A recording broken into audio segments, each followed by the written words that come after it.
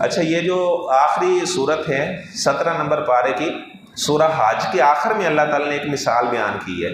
اللہ تعالیٰ فرماتے ہیں یا ایھا الناس، اے لوگو، ضُرِبَ مَثَلٌ فَاسْتَمِعُوا لَہ، ایک مثال بیان کی جاتی ہے، آپ توجہ کے ساتھ سنو۔ ان الذین تدعون من دون اللہ لن یخلقوا ذبابا، جن لوگوں کو تم اللہ کے علاوہ پکارتے ہو وہ تو بیچارے مکھی بھی نہیں پیدا کر سکتے۔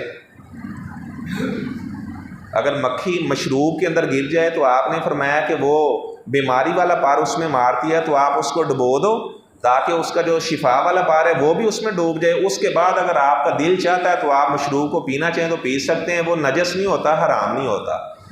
اچھا، آگے اللہ تعالیٰ فرماتے ہیں وَإِن يَسْلُبْهُمُ الذُّبَابُ، اگر مکھی ان سے چھین کر لے جائے، لا يَسْتَنقِذُوا مِنْهُ، وہ اسے چھڑا نہیں سکتے۔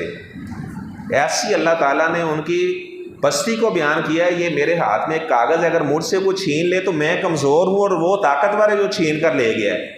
اللہ فرماتے ہیں اگر مکھی چھین کر لے جائے، یعنی مکھی کے اندر طاقت ان سے بھی زیادہ ہے، وہ ان سے چھین کر لے جائے تو یہ بیچارے مکھی سے چیز کو واپس نہیں لے سکتے۔ ضعف الطالب والمطلوب، مدد مانگنے والا بھی بڑا کمزور ہے اور جس سے مدد مانگی جا رہی ہے وہ بھی بڑا کمزور ہے۔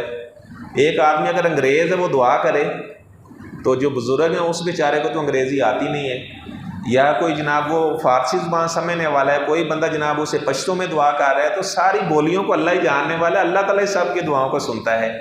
تو اللہ تعالیٰ ہمیں جو کتاب و سنت کی باتیں ہیں کما حقوق سمجھنے کی توفیق عطا فرمائے۔ وآخر دعوانا ان الحمد للہ رب العالمین۔